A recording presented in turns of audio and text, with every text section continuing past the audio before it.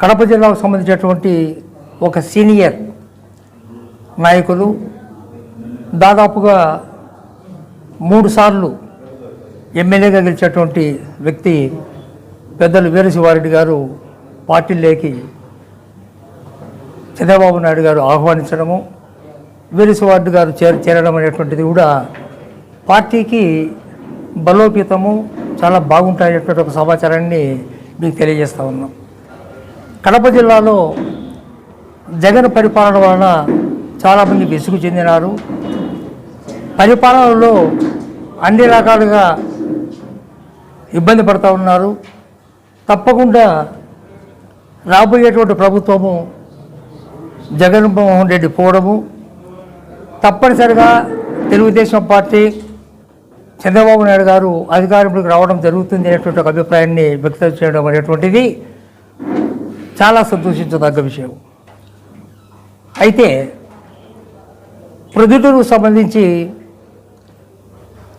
క్యాండిడేట్ను fix చేయడము, ఆ క్యాండిడేట్కు తప్పనిసరిగా అందరి మద్దతు ఉంటుందని చెప్పడము, గెలిపిస్తామని చెప్పడం కూడా అందులో భాగంగా చెప్పడం జరిగింది. అయితే నాకు తెలిసి నేను చాలా కాలం పాటు తెలుగుదేశం పార్టీలో ఉండడము, ఎమ్మెల్సీగా పనిచేయడము, ప్రస్తుతం మాజీ ఎమ్మెల్సీగా ఉండడం అనేటువంటి జరుగుతుంది. కాబట్టి నాకున్నటువంటి కొద్దిపాటి పరిజ్ఞానంతో తెలుగుదేశం పార్టీలో ఏం జరుగుతుంది, ఏం జరగబోతుంది అనేటువంటిది కూడా కొంత అవగాహన నాకు ఉంది. అన్ని నియోజకవర్గాలలో కూడా ఏదో కొన్ని నియోజకవర్గాల్లో తప్పితే చాలా నియోజకవర్గాల్లో పార్టీ క్యాండిడేట్లను, ఎమ్మెల్యే అభ్యర్థులను ఇంతవరకు ప్రకటించలేదు అనేటువంటి సమాచారము వాస్తవం. అది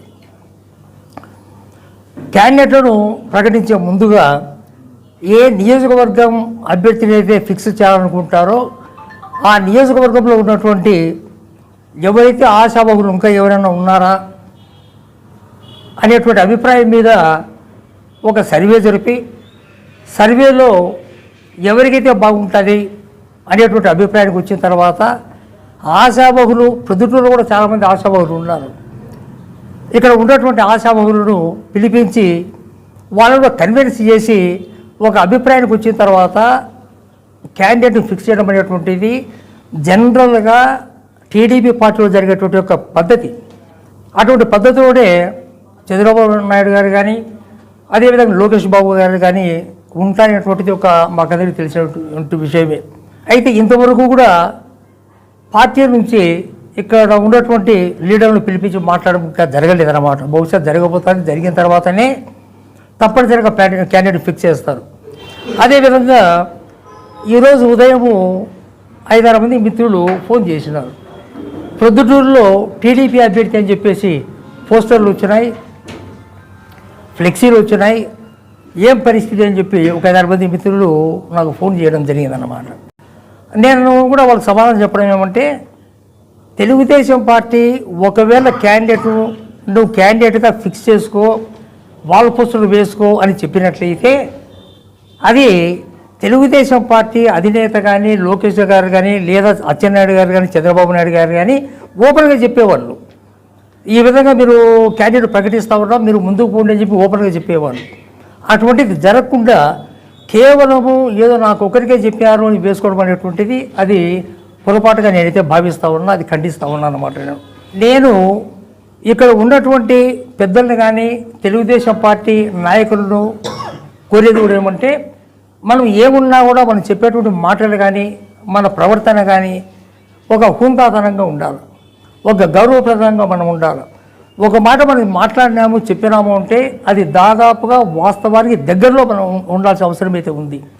ఆ విధంగా లేకపోతే ఏమవుతుందంటే పార్టీ అభిమానుల్లో, కార్యకర్తలలో, నాయకులలో ఒక గందరగోళ భావన ఏర్పడడానికి అవకాశం ఉంది.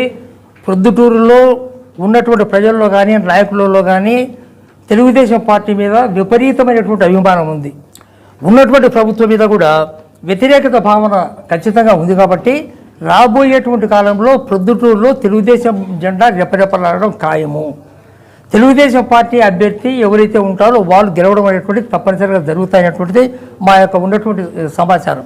కాబట్టి ఆ విధంగా నాయకులందరూ కూడా హుందాతనంగా ఉండి నాయకులలో కానీ ప్రజల్లో కానీ ఒక గందరగోళమైన పరిస్థితిని క్రియేట్ చేయొద్దు అని చెప్పేసి నేను పార్టీ పరంగా ఒక టీడీపీలో ఉన్నటువంటి ఒక మాజీ ఎమ్మెల్సీగా అందరినీ కోరుతా ఉన్నాను అన్నమాట.